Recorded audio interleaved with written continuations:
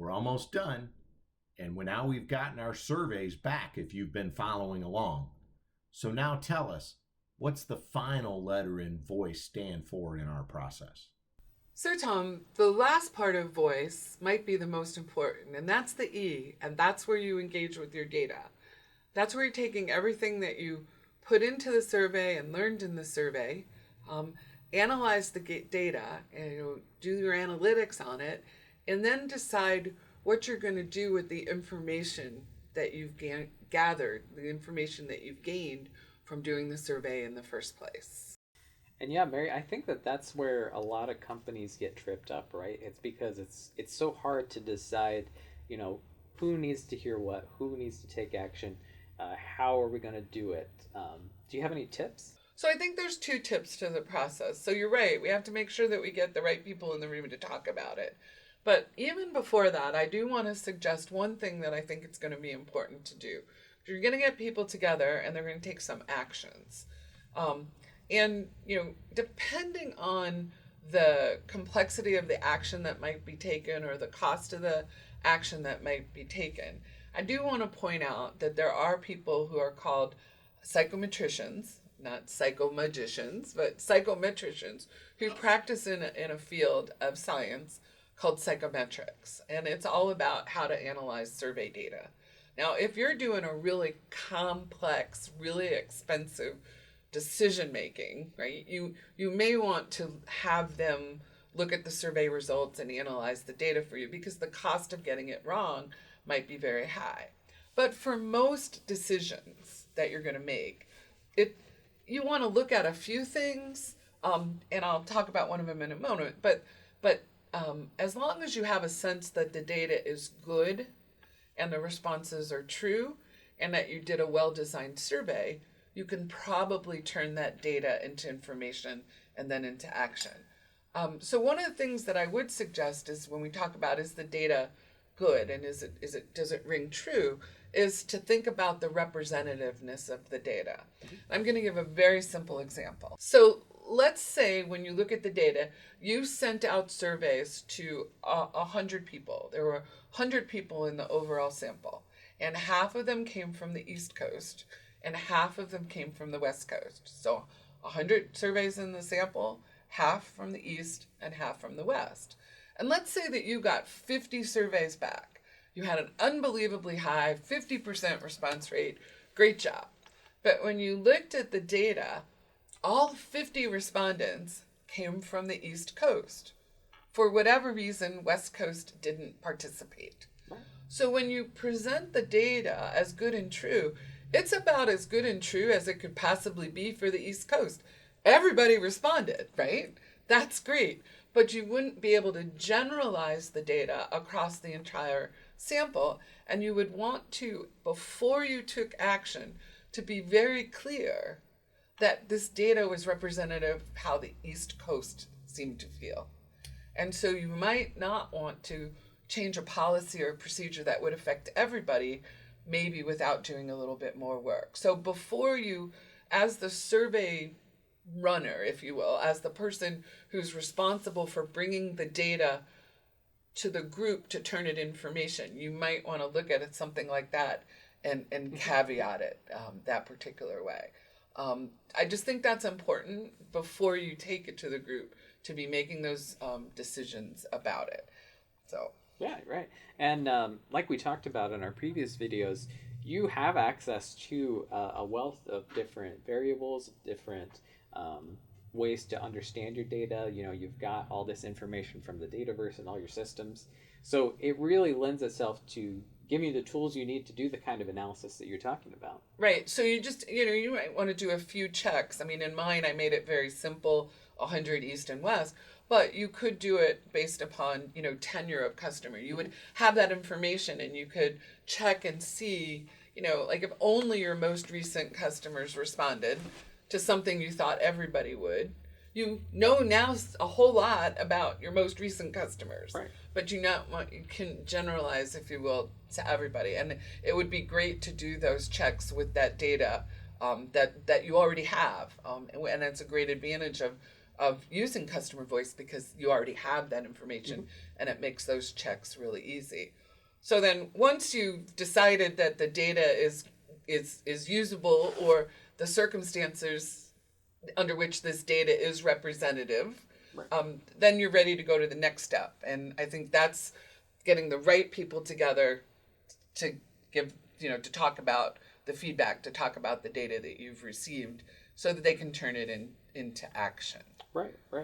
And it's really hard to give any specific advice about this just because your circumstances can vary greatly. I mean, it all depends on what types of survey you've developed, what types of things you built. But really, it comes down to being open to that feedback that you received, being honest about it, not trying to hide anything that's related to it, and then responding the best way that you can based on what you're seeing. In a sense, you're really relying on the data. You're trying to make a data-driven decision. Yes, and data helps with decisions, but doesn't make them for you, right? So, it's better than a gut feel, right? But you still have to decide what to do with it. So, but I think your point about getting the people in the right room, I think there's another process that we talked about as well, and that is, we talked about in organizing it. You need to have that meeting on your calendar when you start. So you want to get the people together in the room to present the results, and then have them begin to take that data and information and then use it for decision making. But the other people you have to let to know is when you have some results, is that we highly recommend that you go back to the people you sent the survey to, respondents and non-respondents. And I would even argue you could expand that universe to let people know you're a company that took a survey and that this is what you're doing with the results. You want to engender that goodwill. You want to let them know that, again, that their time was valued, that you're going to be acting on it. I mean, I get frustrated when I'm asked to take a survey and it goes off into Never Never Land and I never hear, I took that time and what did you do with that? And here you're absolutely closing the loop, and you close the loop by design from the beginning when you organized the process. Right. And it's very interesting. A thought occurs to me too that if you are one of those people that got the response back to say, okay, here's what we're going to do, and perhaps you're someone who they didn't act on the specific feedback that you gave. That was, maybe it wasn't representative enough, maybe it didn't have enough people saying it, but the fact that you came back to me and said, I'm doing this, even though it's not the thing I wanted, it still says, okay, that company's responsive, that company listens, and they're actually, reading these things. Right. I think it's really important to become known as a company that actively seeks input and then acts on the input they get from their constituencies, whether that's customers, whether that's prospects, whether that's employees, whether that's any other stakeholder group. Be known not just for a company that sends out surveys, but become known as a company that acts on the results and shares what they're doing with them. That they really are listening and being responsive. I think that's a great place to be and a great use of the Microsoft Customer Voice. Right. And I think that's an awesome way to sort of conclude this series that we have with Customer Voice. So before we go, perhaps we would like to review what we've covered so far through the whole process and how it all comes together. I think that's a great idea, Keith. We hope you've enjoyed this exploration of the Use Your Voice technique for survey design with Microsoft Dynamics 365 Customer Voice.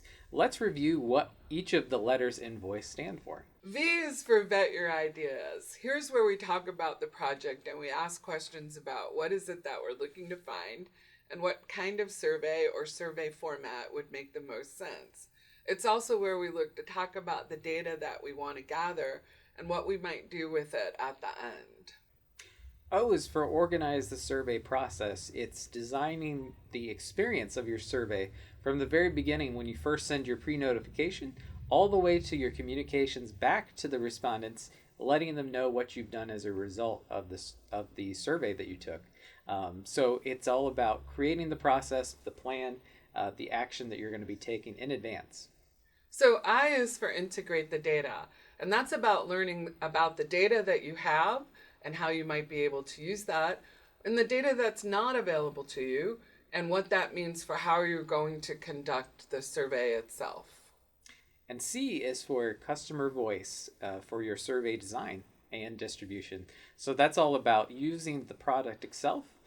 It makes it easy for you to go from having your list of questions to having a really nice designed survey experience for your customers, and helps you distribute it in the way that makes sense for the organizational process that you chose earlier. And finally, E is for engage with the data. And that's determining what is it that you're going to do with the data and information that you came back to make sure that your efforts were not wasted. Yeah, and thanks again for watching, and I hope that you'll stay in touch with Innovia Consulting. We've got a lot more cool things to be talking about with customer voice, so I hope you'll stay tuned.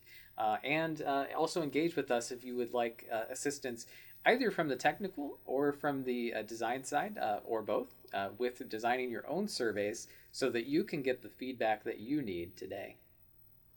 I'm really excited to be involved with this, Keith. It's a really great process. I love surveys and I love survey data. Yeah, me too. And it's a great way to incorporate a lot of these Power Platform things that we're working on as well.